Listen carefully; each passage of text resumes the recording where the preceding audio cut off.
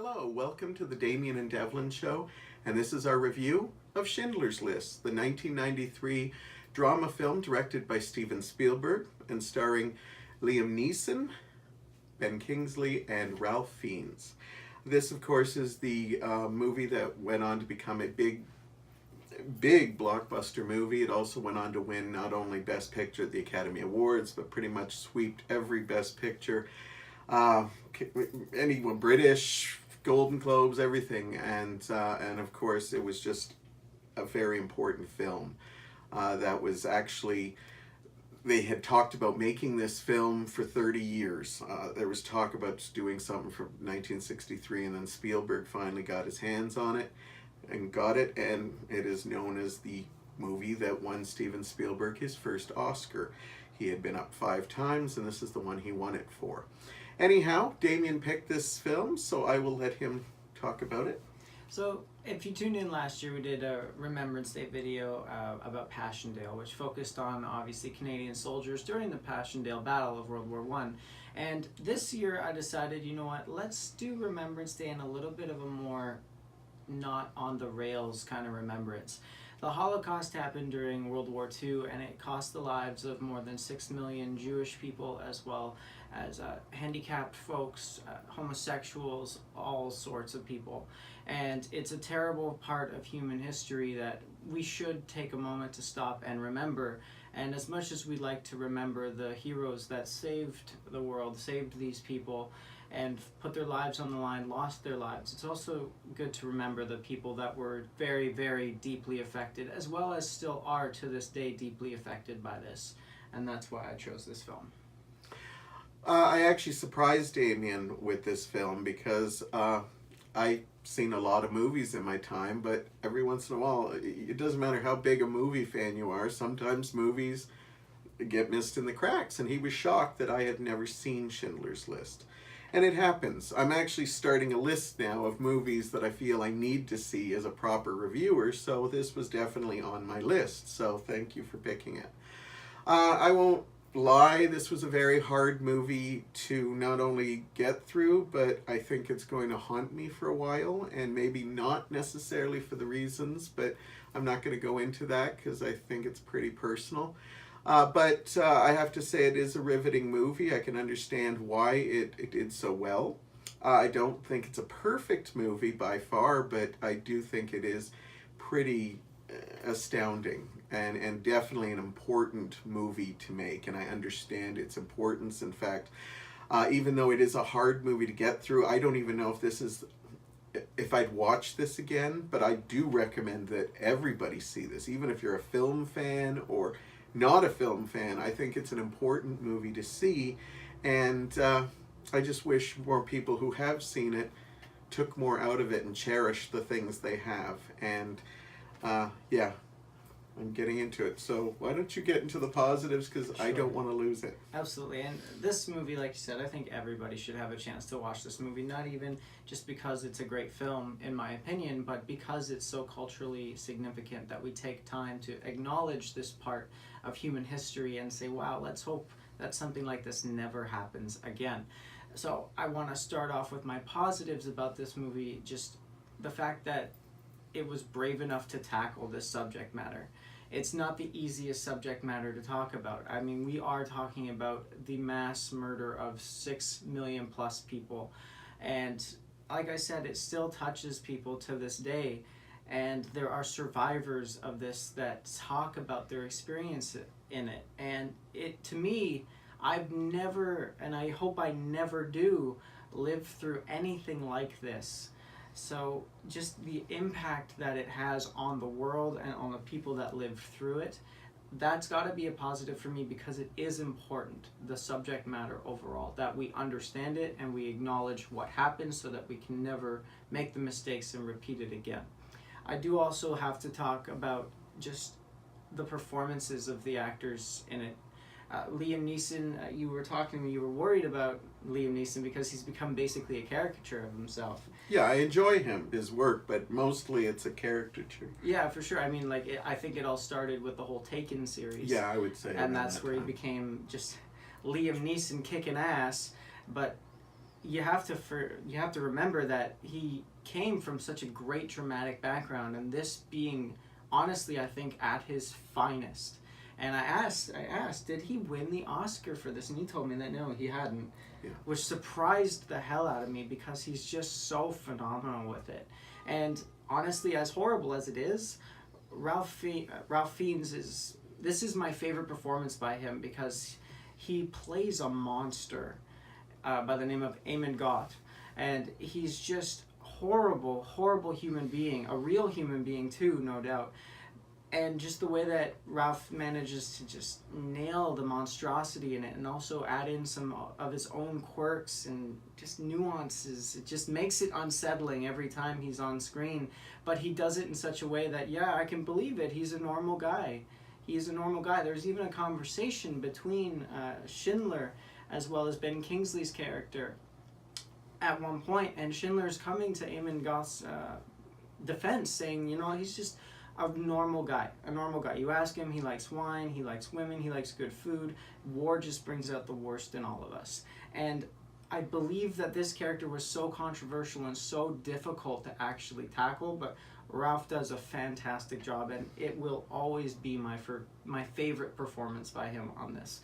So performances aside, I also have to talk about just set design.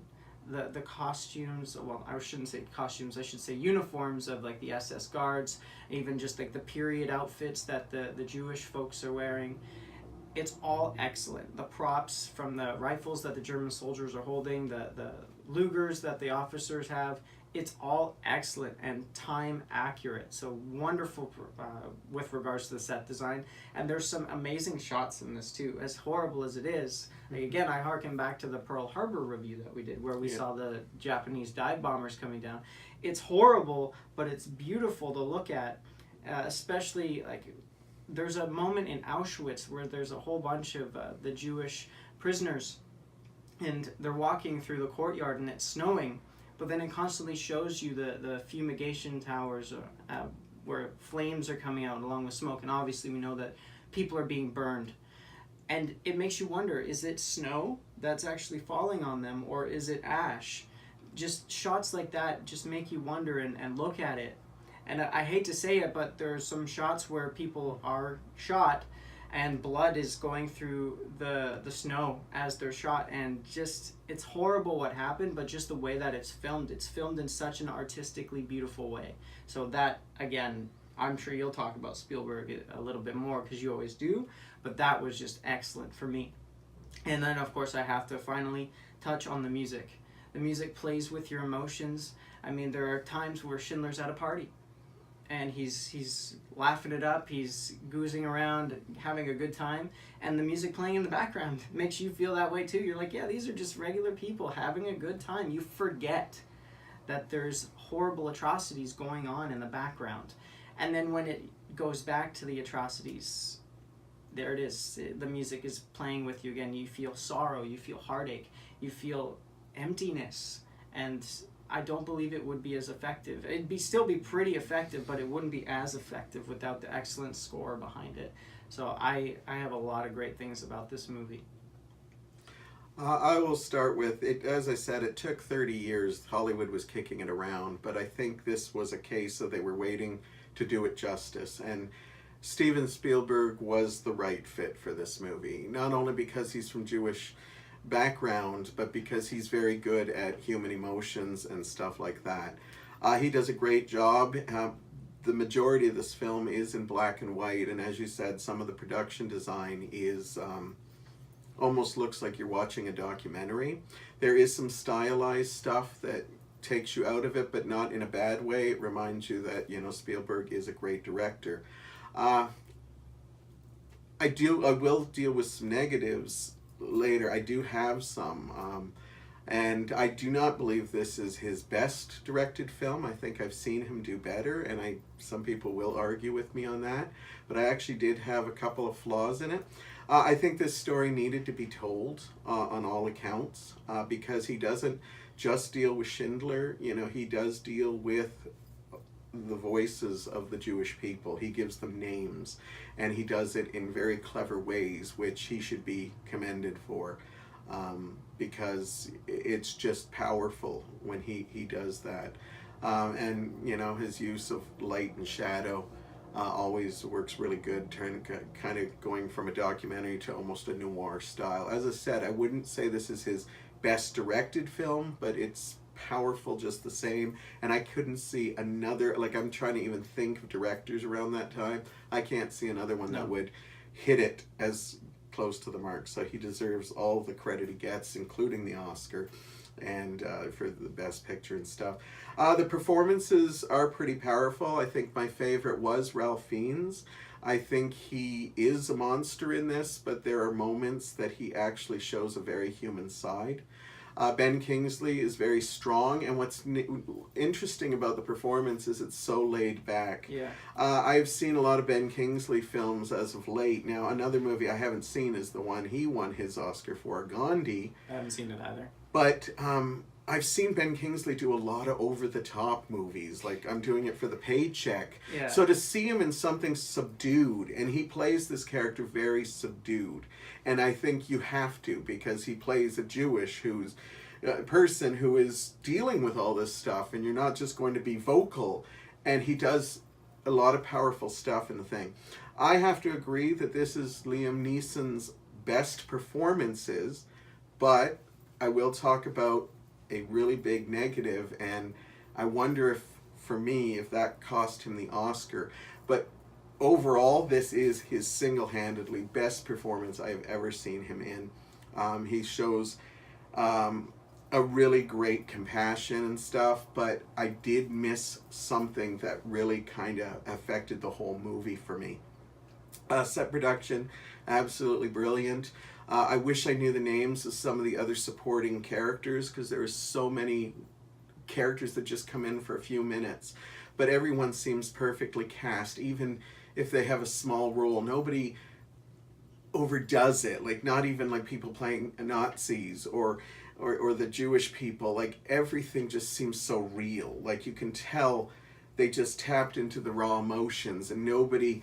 Sometimes when you see war movies, there's always one or two people that stand out, like they're trying to overdo it, and that never happens. You kind of forget that you're watching a movie. As I said, it goes back to that documentary feel.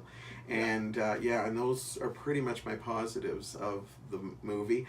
I'm going to really get roasted on the negatives, but I'm trying to review this positively, because I've got so much going on in my mind. As I said, this will haunt me for a while, but I do have some really strong negatives, and I think he's not going to be too happy with me. I'm really curious to hear what you do have to say with regards to the negatives. Before we go there, though, the last thing I wanted to point out was just kind of going off of your point about the use of shadow and light.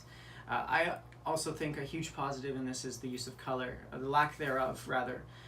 There's moments where you'll see a candle being lit and the flames are yellow and they're in color, and it's beautiful stylistically. And then, of course, what everybody talks about, the girl in the red coat, she stands out to Schindler's character, and he focuses on it, and I just think it's such a striking contrast. It draws you towards this little girl, as if to show you even the innocence aren't left unscathed in this. And just the use of the red coat, I think, was so effective beyond any kind of words that can describe. You have to experience it. As for negatives for me, the only negative I really have about this movie, it's minuscule. You asked me, are we to expect that they're speaking German? And I said yes, because they speak obviously in English to each other, but in reality they would be speaking German or even Polish to each other. However, there are moments where you actually hear characters speaking in German, speaking in Polish, and that can cause a little bit of confusion. Like, shouldn't we be able to understand this since we are following these Germans and these Poles? We should be able to understand this. So that honestly is very minuscule. It distracted me a little bit, but that is honestly the only negative I do have from this movie. I thought everything else was wonderful. Well, I don't want people to think I have huge amounts of negatives. I just think the ones that I have are really controversial, but I will continue with that one because that is one of my first ones. I I never actually noticed it till later on in films when people were actually like German or in another country and they're speaking English. And sometimes it doesn't bother me, but I felt there were times that when you had two German people talking and they were talking English, this is such a smart script that to me it was almost saying the audience is dumb. Because there would have been a lot of times that they would have talked English in this movie, but I think the times they could have gone and done some German English subtitles for the German. I think it would have put it even more. Maybe they didn't want the subtitles there because it took away from the documentary feel of it. I don't know. I haven't talked to Spielberg. I don't know what his feelings are. But I do feel. But again, I don't. That's such a minimal thing. I wouldn't take too much off of a review because of that. Because if I'm still invested in the movie, then it's obviously not taking me out totally. My two big ones, and be nice. Okay. I told you this is Liam Neeson's best performance, but there was one big thing missing for me, and it was that I did not feel that important moment where he changed. And I believe they used the girl with the red coat as it, but I should have seen it in his acting. Now, I saw him at the beginning when he was a little smarmy, when he was a businessman, kind of that, and I saw it at the end with a very powerful ending. I won't give away the ending, but beautiful scene. But the moment where he starts realizing that I want to help these people, I didn't see it. The only thing I got was the girl with the red coat, and I thought it was a bit of a cheat. I thought a really good actor could have got that. I did like the effect of the red coat, but the fact that I feel that they might have used it, that Liam Neeson was starting to see these people as more human, I thought it was a bit of a cheat. And I wonder if that caused him to maybe get some, didn't get the Oscar or anything. But that's just my opinion. I don't think so. I think, I will agree with you that I think obviously the girl in the red cloak is used for a lot of things. She's used to show that innocence is not safe. She's used to show, obviously, Liam Neeson saying, oh my gosh, there's something horrible that's going on here. I knew something was going on, but not to this extent. I didn't think it would ever get this bad. But I honestly felt that he did change, and I felt that he was, all in it for the money at one point, and he's very open about it. I'm making money. I have lots of Reichsmarks. And then I do feel like the money stopped mattering at one point. He just wanted to help. So I disagree with you on that. I know, but I do feel the shift was just too extreme. I didn't see a big shift. Anyhow, the next one is, since it was one of your positives, John Williams actually won Best Score for Schindler's List. And I love a lot of the musical moments, like you mentioned, the party scenes and when they played the old records and stuff like that. But I don't know if that was part of John Williams' score or that was actual real music of its time. It was real music. Okay. Yeah. The problem I had with it was the same year this came out, he also had another film out called Jurassic Park. And I looked this up. Jurassic Park didn't even get nominated for Best Score. The first time I noticed John Williams' score, I looked at the clock and it was 10 minutes, 2 hours and 10 minutes into the film. And I can't believe that was the first time I actually noticed the score. I'm not saying what I heard in the score was horrible. I just think John Williams had we talked about Jurassic Park, and I know this is very controversial, but I think Jurassic Park's music is used so much more powerful. It's almost a character in the movie, where this is, maybe it was so subtle that it works, but I just felt that I remember a lot of the other music, but I just suddenly, his score, like, oh, wow, John Williams won a score, and I didn't even notice.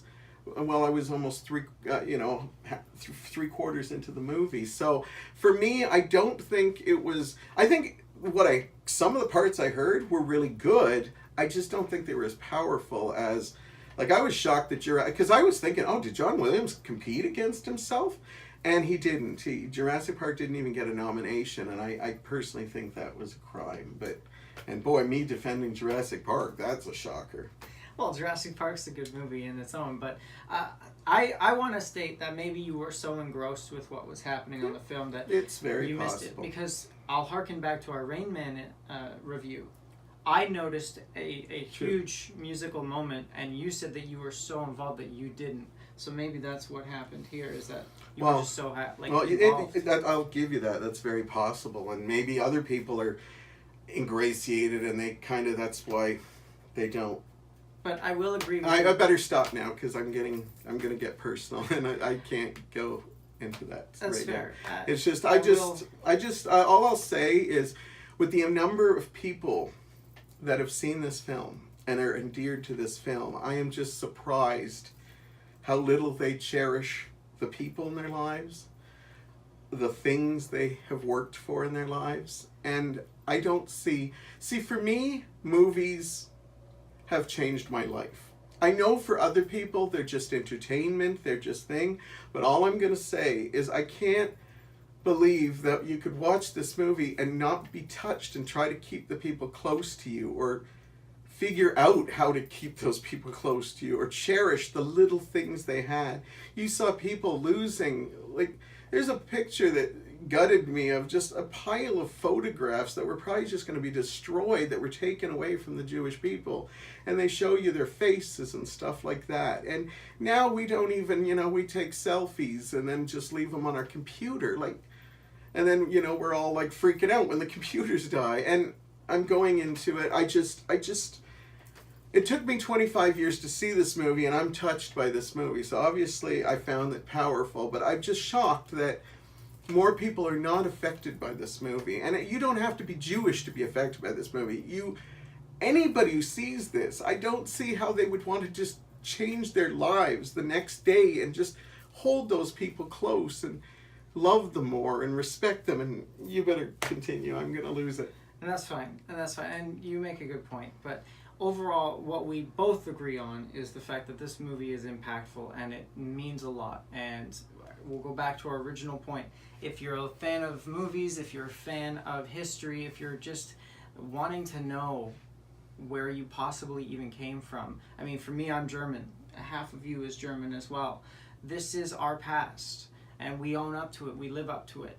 And, whether you're Jewish, whether you're homosexual, if you were a gypsy, if you had a relative that lived in this time frame, it's quite possible that they were affected. Soldiers came back saying that they saw these things when the camps were liberated. So it totally is important to watch this movie.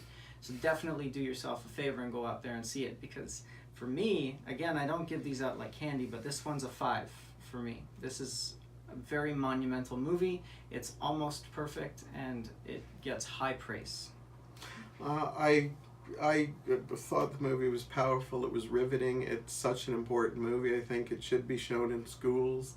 I unfortunately can't go all the way high with this, but I'm not the kind that usually sees a movie for the first time and just suddenly it's a 5, but sometimes.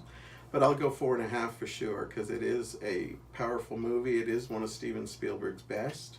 As I said, I think I've seen other movies that I would put higher on his directing list, but this certainly is up there for sure.